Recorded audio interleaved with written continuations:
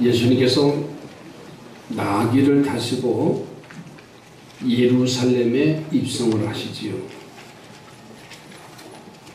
지금까지 예수님께서는 자신이 메시아다라는 것을 숨기셨어요. 비밀로 하셔서 3년 반 동안 공생애를 지냈습니다. 요한복음 2장에도 보면 가나의 혼인잔치에서 포도주가 떨어졌어도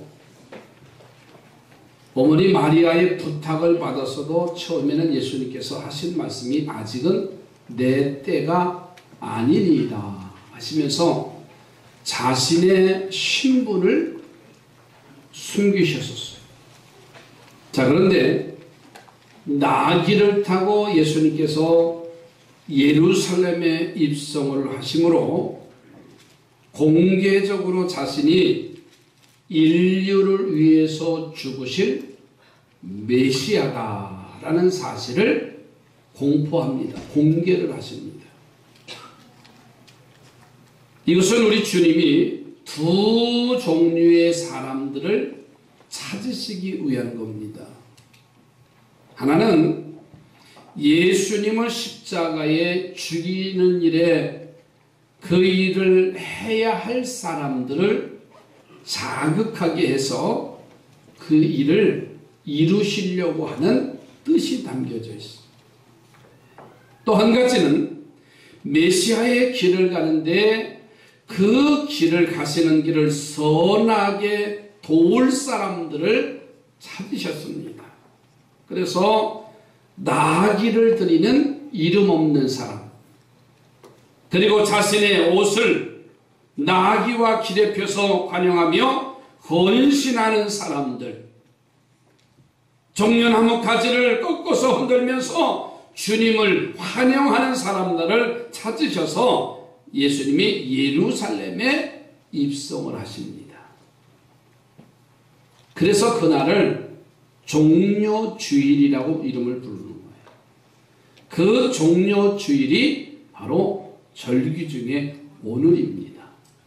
이 종려주일과 한 주간의 고난주간을 지나면 이제 부활의 영광에 참여하는 부활주일을 우리가 다음 주에 맞이하게 되어지는데, 우리 삼산의 온 성도들은 부활에 참여하는 우리 삼산의 성도들이 되어지기를 주의 이름으로 축복합니다. 우리 주님은 종려주일에 자신의 사명을 공개하시는 일을 해요. 또 한 가지 일은 하나님의 성전을 정결케 하시는 일을 이 종려주간, 고난주간을 통해서 하시는데, 성에 입성하자 마시자 제일 먼저 예루살렘 성전으로 가신 사건입니다. 그때 성전은 마치 시장 바닷가 같았어요. 돈을 바꾸어서 이익을 챙기는 사람이 있고, 비둘기를 팔아서 이익을 챙기는 사람이 있고, 장사꾼들이 이 예루살렘 성 안에, 성전 안에 가득 차 있었어요. 주님은 이들의 상과 의자를 다 뒤엎으시면서 매매하는 사람들을 다 성전 밖으로 몰아내십니다. 메시아의 길을 알리시고서는 제일 먼저 하신 사건이 바로 성전을 깨끗하게 하셨다는 것이 오늘 우리들에게 주시는 의미가 상당히 큽니다. 우리 교회가 지난주에 창립 30주년을 통해서 하나님 앞에 큰 영광을 돌리며 우리에게는 기쁨의 잔치가 됐습니다. 그러나 주님이 30주년을 맞이하고 지난 이후에 우리에게 하시는 메시지가 뭔가를 우리는 분명히 이 종려주일 아침에 들으시기 바랍니다. 저는 그래서 오늘 말씀의 제목을 주님의 마음에 맞는 교회가 어떤 교회인가, 적어도 많은 교회가 있고 오랜 세월에 교회들이 지금까지 지켜왔지만은 주님의 마음에 맞지 않는 교회들은 주님이 다 허물어 버리셨어요. 더 나아가서는요, 예루살렘 성전까지 하나님이 다 파괴시켜 버리셔요. 왜? 하나님의 마음에 맞는 교회가 되지 아니하면 여전히 돌 하나 돌 위에 남아 있지 않는 게 오늘 교회 현상들입니다. 저는 바랍니다. 종료주의를 맞는 모든 교회들이 이렇게 되어야 한다는 영적 명령을 하고 계신 것인데, 오늘 우리 삼산교회가 주님의 뜻에 맞는, 주님의 마음에 맞는 교회로 세워지기를 주의 이름으로 축복합니다. 자, 그러면 주님의 맞는 교회가 어떤 교회냐고 말이에요. 첫째로는 기도하는 집으로 만들어 가야 됩니다. 예수님은 성전에 장사하는 사람들을 다 내어 쫓으라고 말씀하셨어요. 오늘 본문 13절 가서 보세요. 그들에게 이르되 기록된 바 내 집은 만민이 기도하는 집이라 일컬음을 받으리라 하였거늘 너희는 강도의 소굴을 만드는도다 그러셨어요. 이 말씀이 뭔지 아세요? 성전이 바로 기도하는 집이 되어야 된다, 이 말씀이에요. 당시 예루살렘 성전은요, 참 잘못되어져 가는 것을 볼 수가 있습니다. 하나님 앞에 제사 드리는 것이 아니라 그 제사를 드리는데 형식적이고요, 무의무적인 제사가 되어져 가고 있었어요. 제사에 쓰이는 제물은 성별된 것이 되어야 되는데 그렇지가 않았어요. 그래서 전에는요, 사람들이 자기 집에서 길러서 성별된 짐승을 끌고 와서 제사장에게 그 이제 짐승을 전가시키면, 그 이제 인도하면은 제사장은 그 짐승에게 끌고 짐승에게 안수를 해서 그 사람의 죄를 전가시켜서 그리고 그 각을 떠서 잡아서 제물로 드려지는 일이에요. 참 번거로웠습니다. 그런데 사람들이 그 일을 귀찮아하는 거예요. 점점 더 힘들어하는 거예요. 그래서 그것을 아는 사람들이 성전 입구에서 짐승을 팔기 시작했어요. 사람들은 편하니까 그것을 사서 하나님께 제물로 드리는 것인데 참 한번 해보니까 편한 거예요. 제사의 주인이신 하나님은 그 속에서 사라지고 인간의 편안함이 죄인이 되는 곳이 바로 예루살렘 성전이 있습니다. 그뿐 아니지요. 당시 하나님 앞에 드려지는 헌금은요, 꼭 이스라엘 화폐로 드려졌습니다. 그런데 그 당시는 로마가 이스라엘을 지배할 때입니다. 로마가 이스라엘을 지배하니까는 모든 화폐들은 로마의 화폐가 통용되는 시대예요. 그리고 이스라엘이 쓰는 화폐도 같이 통용되어지는 시대인데 주로 쓰는 돈이 로마의 화폐입니다.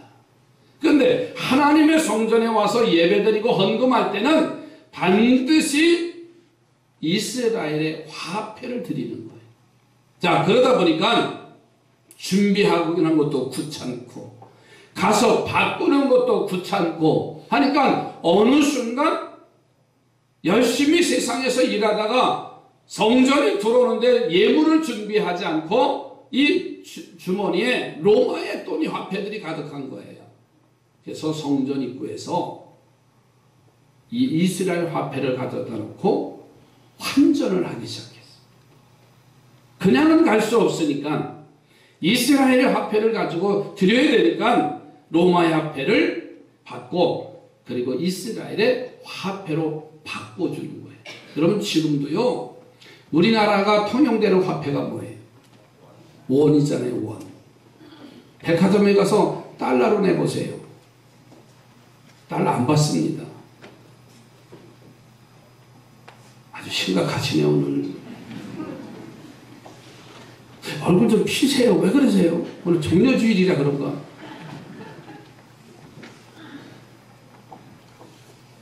헌금을 드려도요, 우리가 한국 돈을 헌금으로 드리지 달러로 드리는 법이 없어. 예전에 한 번 있었어요. 한 번인가 두 번 외국 손님들이 오셔서 그때 헌금한 적이 있는데 달러로 드리니까는요 재무부에서 혼동이 오는 거예요. 이게 1,000원으로 해야 될지 1,200원 해야 되는지. 근데 어느 날 그냥 재무부원들이 바꿔서 한국 돈으로 바꿔서 거기서 계산하고 그리고 달러를 그때 2불인가 20불인가 절 주시더라고. 그때 참 잘 썼어. 귀찮으니까 불편하니까 어느 순간 성전에 들어오면서 환전소가 생기고 돈 바꾸는 일이 생겨버렸어. 인간의 편안함이 이 성전 안에 들어오는 순간 이제 성전에는 상업주의가 판을 치는 거예요. 그래서 예수님은 그것을 행하는 이들의 상과 의자를 뒤엎으시고서는 그들을 성전 밖으로 내어 쫓으십니다. 예수님의 이런 행동은요, 교회가 상업주의, 편리주의와 이익을 목적하는 것이 아니라 기도하는 교회라는 것을 말씀해 주고 있습니다. 그러면 성전이 기도하는 곳이라는 예수님의 말씀은 교회가 어떤 방향으로 나아가야 할 것인가를 이 아침 말씀해 주고 있습니다. 여러분, 교회가 하나님과 대화하는 곳이 되어야 됩니다. 아멘이지요. 오직 하나님 앞에 예배를 드리고 그 예배로 말미암아 하나님과 교통하는 것 이외의 것은 인정되지 않았어요. 이 말씀을 들으시고 우리 교회가 기도하는 교회로, 예배하는 교회로, 하나님과 교제하는 아름다운 장소로 우리 삼선교를 이루어가기를 힘쓰는 성도들이 되어지기를 주님의 이름으로 축복합니다. 옆에 분하고 이렇게 말씀하십시다. 신앙생활 편하게 하지 마십시오. 자꾸만 편하게 신앙생활 하려고 해요. 그건 왜 특별 새벽기도를 만들어서 누가 만드셨어요? 주님이 만드셨잖아요. 근데 또 하라고 해요. 여러분, 신앙생활 편하게 하는 사람 보고요 잘된 사람 볼 수가 없어. 세상과 적당히 타협하는 거예요.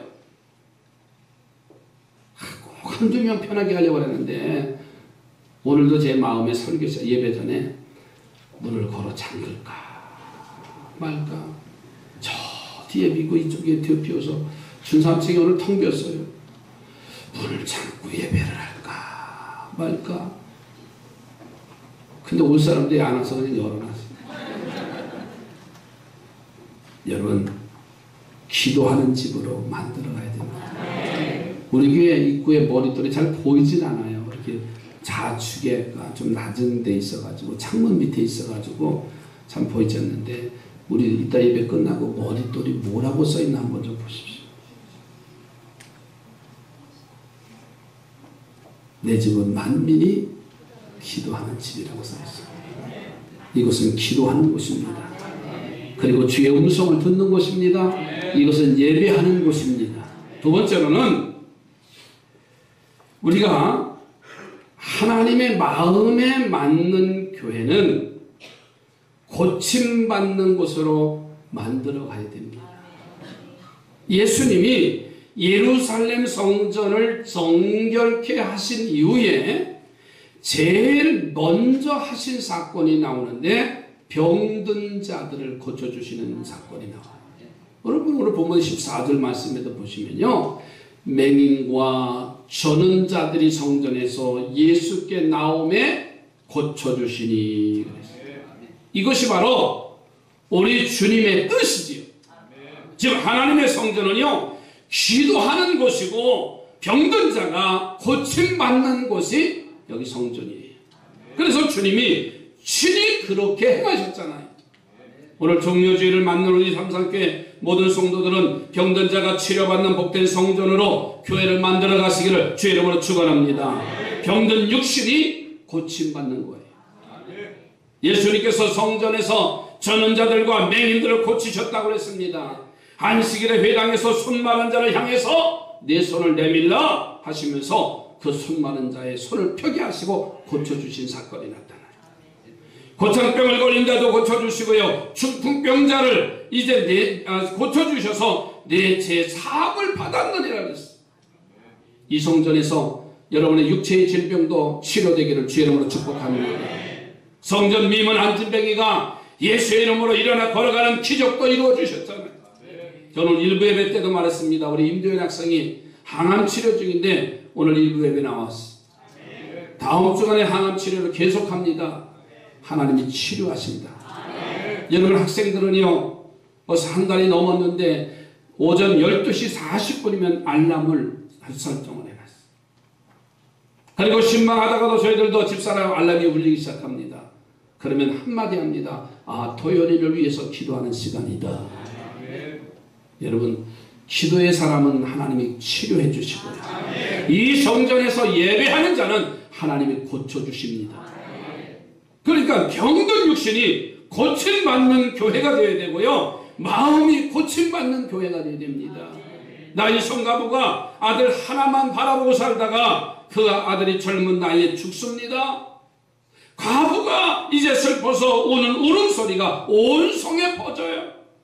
그때 그 장례 행렬이 예수님을 만나게 됩니다. 그래서 예수님은 그 과부에게 울지 말라고 명하시면서 그 마음에 위로를 해주시고 치료해주시고 아들을 살려주시는 역사입니다. 몇 주 전에 말씀을 드렸어요. 우리 가경철 집사님 아버님 하나님이 부르시는데 참 기적과 같이 부르셨잖아요. 그 가정이 슬퍼하는데 그 가정은 다 이미 운명하셨다고 숨을 거두셨다고 울고 있는데 제가 가니까 그 병실에 들어가니까는 숨을 다시 쉬셔요. 그리고 기도하시고 기도해드리고 난 이후에 얼마 안 있다 하나님이 부르심을 받아요. 저는 그게 뭔지 아세요? 그 가정에 하나님이 위로해 주시려고 마음의 치료를 해 주시려고 그렇게 하신 거예요. 우리 삼산교회는요, 세상에 살다가 마음이 찢기고 상하여 견딜 수 없는 사람들이 들어와서 말씀으로 치료받고 성도들의 사랑으로 위로받는 교회가 되어지기를 바랍니다. 여기가 초대교회처럼요, 마음에 위로받는 교회가 되어야 됩니다. 서로 격려해주고 서로 위로해주고 서로 사랑해주는 교회로 세워져야 됩니다. 저는 지난 금요일날 저녁에 기도하면서 말씀을 선포하면서 그런 말씀을 드렸어요. 감정의 담을 잘로 모여간다 그랬어요. 감정을 다스리지 못하면 상처뿐이에요. 마음의 치료를 받으러 왔는데 그 감정 하나 때문에 상처를 받는다고 하면 예수를 떠나버릴 수밖에 없고 교회를 떠나버릴 수밖에 없어요. 여러분이 우리 삼산교회는요, 마음이 치료되어지는 곳으로 세워지기를 간절히 소원합니다. 옆에 보고 내 옆에 참 잘 앉으셨습니다. 내가 주님의 이름으로 사랑합니다. 주님의 이름으로 사랑한다고 고백할 수 있습니다. 그리고 영혼이 치료받는 곳이 되어야 됩니다. 영혼이 치료받는다는 것은요, 하나님의 백성이 되는 겁니다. 전국 백성이 되는 것이고요, 하나님의 아들이 되는 것이고요, 예수 믿고 영생을 얻는 것이 영혼이 치료받는 거예요. 그래서 심령의 평안함을 얻고 그 마음의 시온에 데려가 있는 자는 복이 있도다 라고 말씀하셨어요. 그래서 주의 성전에 오면 눈물이 나고 그 주님의 사랑을 알기에 감사하고 감격하고 이렇게 치료받고 구원받는 것이 오늘 우리 삼산의 재단이 되어야 될 줄로 믿습니다. 그러니 우리 교회와 성도들은요, 치료하는 교회로 고침받는 성도로 이루어져 가시기 바랍니다. 자, 그러면 우리는 어떻게 해야 몸과 마음과 영혼이 치료받을 수 있을까요? 우리의 길을 바로 행해서 걸어가야만이 우리의 몸과 마음과 영혼이 치료받을 수가 있습니다. 마음과 영혼과 몸의 병은 죄로부터 오기 시작하는 거예요. 죄라는 말은 히브리어로 보면은 관역에서 빗나갔다 하마르티아라는 말이에요. 그러니 우리가 빗나가는 길에서 바른 길로 가야 우리의 몸과 마음과 영혼의 병을 고침받을 수가 있다는 사실이에요. 내가 바른 길을 가지 아니하고 옳지 않는 길로 가서 우리의 몸과 마음과 영혼이 상했다는 사실이에요. 그러니 이제는 우리는 말씀을 듣고 좌우로 치우치지 아니하고 오직 하나님을 향하여서 우리의 모든 것을 바로잡아 치료받는 축복을 누리시기를 바랍니다. 그래서 우리 교회는 모든 몸과 마음과 영혼이 고침받는 교회로 이루어져서 오늘 종료주일을 맞이한 우리들이 주님의 뜻을 이루어드리는 우리 모두가 되어지기를 제 이름으로 축복합니다. 고침받는 곳으로 마음을, 이 교회를 만들어가야 됩니다. 세 번째로는 찬송하는 곳으로 이루어가야 됩니다. 예수님이 성전을 정결케 했습니다.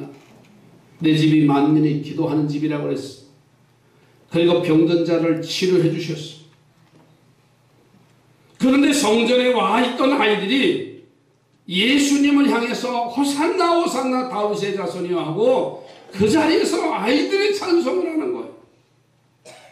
이를 보고 그렇지 않아도 예수님의 행동에 불만을 품고 있던 사람들이 있었어요.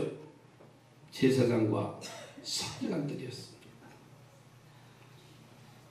그들이 예수님을 방해하는데 예수님께서 그들의 이야기를 듣고 하신 말씀이 뭐냐면 16절에 이렇게 말합니다.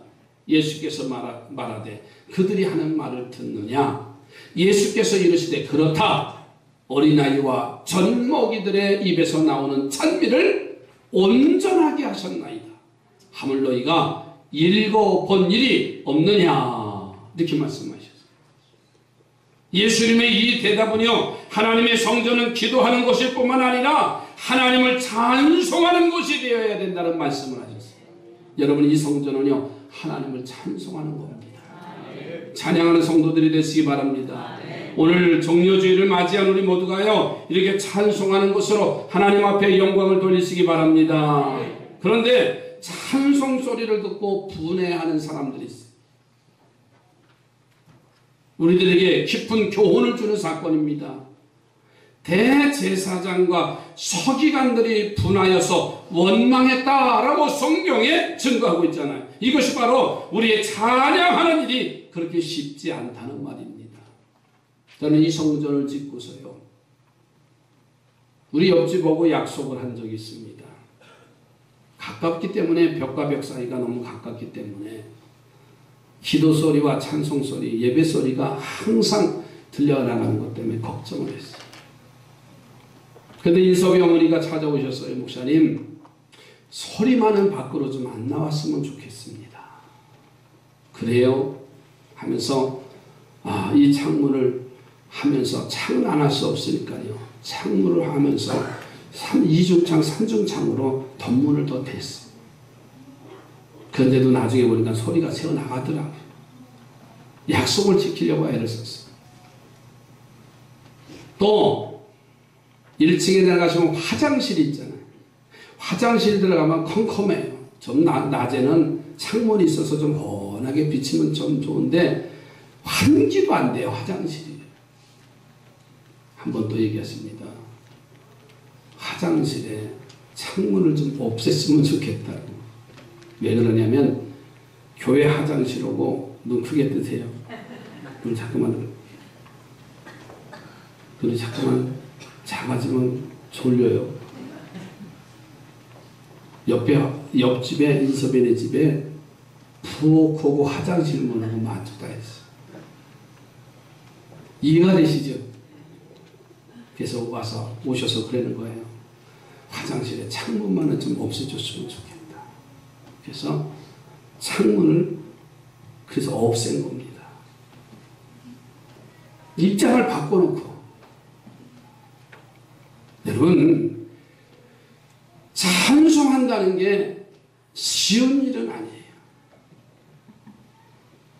아니, 내가 예수 믿는 사람인데 옆집에서 매일 찬송가 소리가 나와. 좋아요, 나빠요? 한두 번 듣는 거지요. 한두 번 듣는 거지요. 철야 시간에 오래 소리 질러 보세요. 당장 와서 이 성전 여기다 지을 때요, 건물을 다 헐어버리고, 그리고서는 주일이 됐는데 이 펜스에다가 현수막이 하나 붙었었어요. 장로님들 기억나시죠? 주택가 한복판의 교회가 웬 말이냐. 많이 듣던 얘기죠. 새벽기도 오셔서 장로님들이 막 걱정이 되셔서 목사님 아유 이게 큰일 날 때는 거예요. 그래서 진짜 와보니까 현수막이 2개가 붙어요. 앞뒤로. 여러 가지 생각을 했습니다. 도대체 이게 누가 붙였을까? 이 시간에 말씀은 못 드리고. 여러분 용서하고 들으세요. 예수 믿는 사람이 더 반대할 수 있어요. 여기 바리새인과 서기관들이 바로 그 얘기예요. 그들은 메시아를 기다렸지만은 막상 예수 그리스도가 메시아라고 하니까는 반대하는 거예요. 종교재판의 회부에서 예수님을 십자가에 못 박게 하는 장본인들이 됐어요. 세상이 우리를 찬양하지 못하도록 합니다. 사탄이 우리로 하여금 찬양 대신에 한숨 쉬게 하고 불평하게 하고 원망하게 합니다. 그렇지만 우리는 그 사단의 방해에 지지 말고 열심히 찬송하고 하나님께 영광을 돌리는 성도들이 되시기 바랍니다. 이제는 마음껏 찬송해도요 누가 모래소리 하는 거 들어보질 않았어요. 조금 있으면 창문 다 열어놓고 해도 괜찮은 것 같아요. 왜? 지나가는 사람 찬송 소리 듣까 예배당에 들어오게. 그 사람이 누구냐면 김용태 집사예요. 이 성전 짓고요 지나가시다가 찬송 소리 때문에 금요일날 심야기도 때문에 심야기도 시간에 꼭 그 자리에 앉으셨잖아요. 그렇잖아요? 나중에 그 얘기하시는 거예요.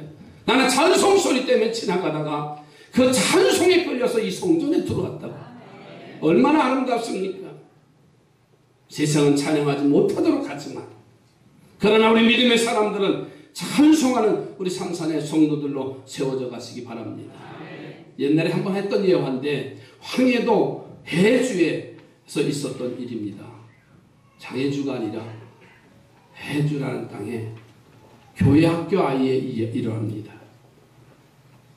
그런데 아버지는 이 어린아이가 교회 가는 것을 못마땅해서 교회 갔다 오면 이 아이를 종아리를 때리는 거예요. 이 이야기를 듣고 교회학교 선생님이 아이에게 말합니다. 너 아빠한테 회차리로 종아리 맞을 때마다 아프면 그 아픔을 이길 수 있는 건 너 찬송하는 길이다. 그래서 찬송하라고 가르쳐줬어요.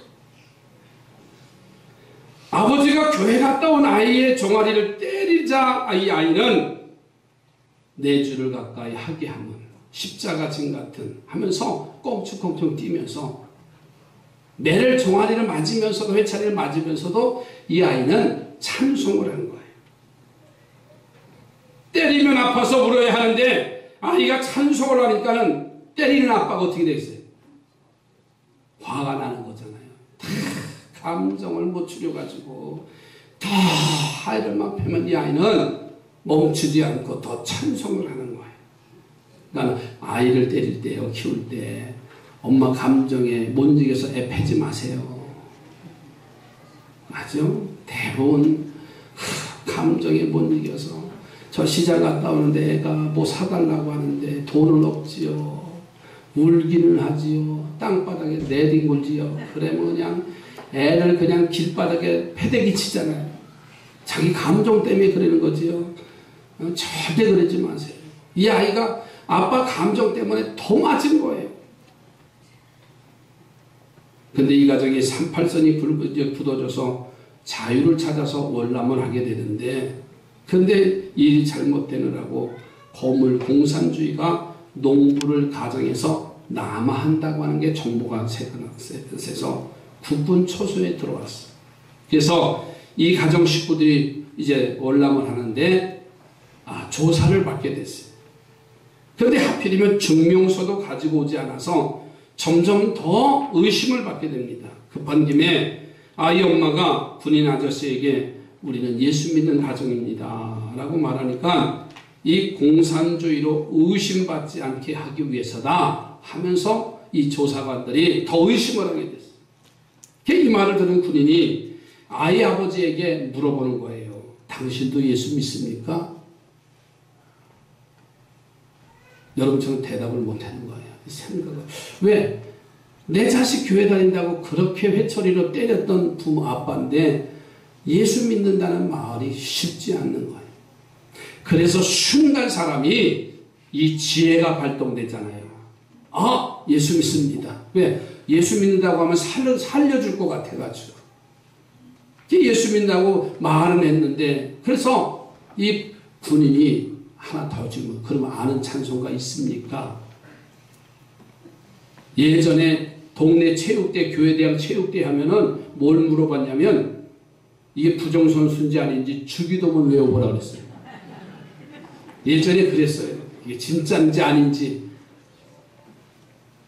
뭐 지금이야 뭐 다 나타나지만 예전에 가로개 때 이 부평 지역 고등부 체육대를 했는데 공차는데 웬만하면 동네에 노는 애들이 다 오잖아요. 그러니까는 나중에 쌈박질이 나고 그러니까 부정선수니 아니니 그게 많이 예전에 그랬어. 그러니까 이 군인이 그러면 찬송가 하나 좀 해봐라. 알아야 말이죠. 그런데 교회 갔다 온 자식을 늘 때릴 때마다 내 자식이 내 주를 가까이 부르면서 꽁충꽁충 뛰는 거예요. 그냥 마지못해 양심 있잖아요. 그래서 내 주를 가까이 하면서 힘없이 했으면 되는데 우리 아들이 매를 맞을 때마다 내 주를 가까이 하면서 막 꽁충꽁충 뛰더라는 거예요. 그래서 이 아빠도 꽁충꽁충 뛰면서 내 주를 가까이 했다는 거예요. 그랬더니 군인이 이 사람 보통 믿음이 아니구나 하면서 그 어려움을 이제 모면했다 그 얘기예요. 재밌지요? 여러분, 아이가 아버지가 때리는 회초리가 아파서 눈물을 흘리며 부른 찬송이 아버지를 구원하는 거예요. 가정을 구원하는 거예요. 그걸 누가 알았겠습니까? 시냇물이 흐르다 보면 여우를 만납니다. 돌을 지나고 떨어지는 물소리에 소리가 나요. 그래서 사람들이 시냇물이 노래를 한다고 표현을 해요. 생명 없는 물도 어려움을 만나면 노래할 줄 아는데 하물며 만물의 영장인 우리들이, 그 중에서도 하나님의 자녀로 부름받는 우리들이 어려울 때 찬송하는 것은 당연합니다. 사는 성도들이요, 어렵고 힘들고 나의 인생의 길이 막히면 찬송하시기 바랍니다. 여러분, 힘들고 어려운 사람들은 노래하는 법을 몰라요. 한숨이나 쉬고 있고요, 땅이나 치고 있고요. 그러나 믿음의 사람들은요, 어려움이 오면 올수록 찬송하는 거예요. 내게 주신 그 찬송. 저는 그래서 이번 대신방 할 때 꼭 제가 찬송을 한 장을 찾고, 그리고 여러분들의 가정에 좋아하는 찬송을 찾으라고 분명히 말씀드려요. 지난주에도요, 찬송을 하나 찾으려니까 어느 자매님이 그래요. 목사님, 긴데요. 목사 힘든 줄 알면서도 찬송가가 길어요. 그러더라고요. 620장이냐니까 그렇대요. 그럼 합시다. 그렇잖아요. 뭐 힘들고 짧고 어릴 때가 어디 있어요. 찬송하는 성도는 살게 돼 있어요. 찬송하는 교회는 넘치게 사는 역사가 나타납니다. 힘들 때도 찬송하고, 환난이 닥쳐와도 찬송하고, 시험과 슬픔이 와도 찬송을 거치지 않기를 바랍니다. 내 입에서 찬송이 거치는 그 순간은 병들어 있는 거예요. 힘든 거예요. 일어날 수가 없습니다. 일어나 새벽을 깨우면서 찬송하는 성도들이 되시기 바라고, 교회를 기도하는 집으로 만들어 갔으기 바라고요. 그리고 이곳에 와서 영육간의 회복의 치료의 역사가 나타나는 하나님의 교회로 세워져 가기를 주의 이름으로 축복합니다. 기도합니다. 하나님 감사합니다.